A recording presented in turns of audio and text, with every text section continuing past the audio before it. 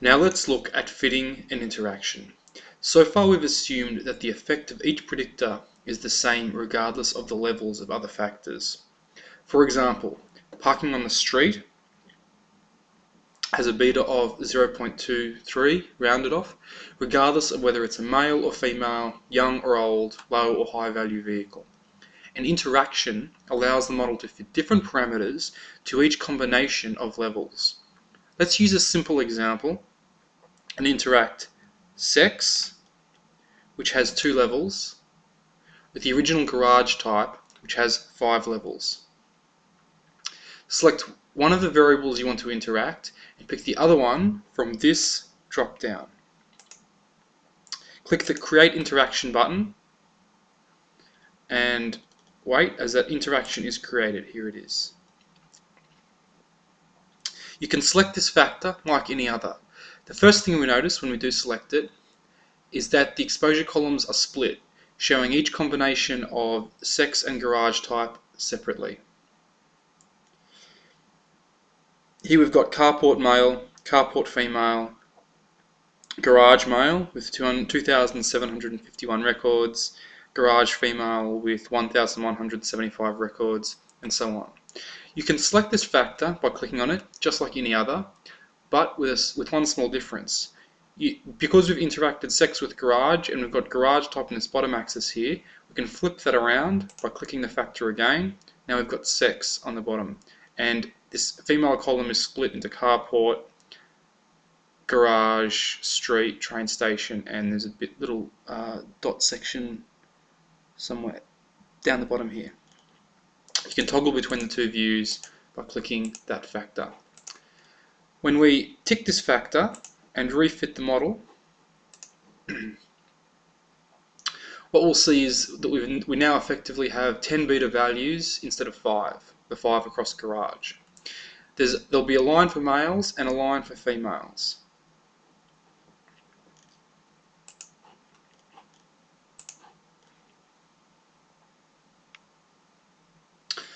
The parameters in the one-way view, such as garage type like this, 0.234 and so on, will line up exactly with the parameters for the base level of the secondary variable.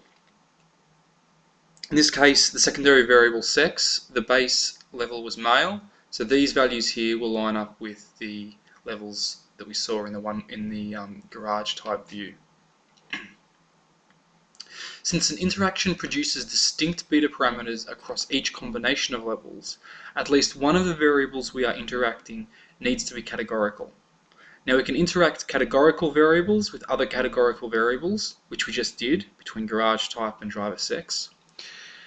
But we can't interact continuous with continuous because there are no distinct levels then. But we can interact continuous variables, even derived ones, with categorical. Even though we can't interact continuous with continuous, if one of those is the categorical version of that continuous variable, such as categorical age, we can interact that. Now coming back to the earlier example, we fitted this curve to age. In the model, the age effect and the driver sex effect operate independently. You might know that although young males and females tend to be much worse risks behind the wheel than older drivers, this effect is actually much more pronounced at young ages and then narrows quite markedly as age increases. Now this effect that I just described was actually built into the synthetic data that we're using, and you can go back to the spreadsheet that we discussed much earlier in the tutorial series to look at how that was built in. But given that effect is there, what would you expect to see if we allow the model to fit to that? Well, you would expect to see two lines here, one for males and one for females, of similar shape, but the male one being much steeper. So let's just interact age spline quad with sex.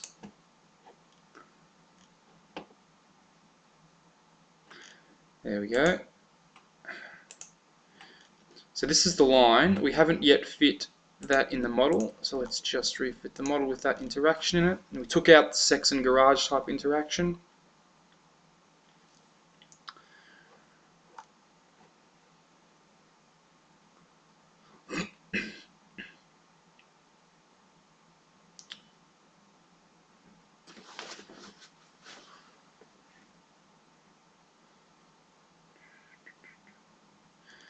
go. So we see two lines here now. The male line, the red one, is much steeper than the female line. Just looking at the betas again, after we created a quadratic spline and interacted it with driver sex, the betas for garage types are 0.24 for dot, negative 0.00418 for carport, 0 for garage, etc. because it is the base level. Negative 5.11 for female, but 0 for male because it is the base level. The beta for vehicle value is 0.0000103 because that's the slope of the vehicle value line, and similarly for vehicle power. The spline here is the minimum of age and 33, so that it increases up to 33, then levels out, giving the shape that we saw earlier. However, when you create a spline of some power, such as quadratic, cubic, etc., all the lower order splines are automatically created by Preddle. That's why we see the linear spline here, which is effectively to the power of 1, and we see the quadratic spline, which is to the power of 2. The linear spline beta is negative 0.441, and the quadratic spline beta is 0.00699. The further these numbers are from 0, the greater the effect, effectively the steeper the curve. Now these values apply to both males and females, but since age was interacted with sex, we have some additional terms down here.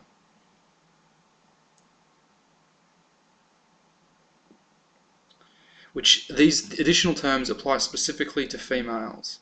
The values for the males are 0 because males are the base level, which we can see here.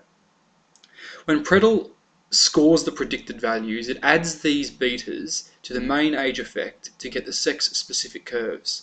So effectively, these are the age effects for males, and these plus these, or this plus this, and this plus this, is the female equivalent.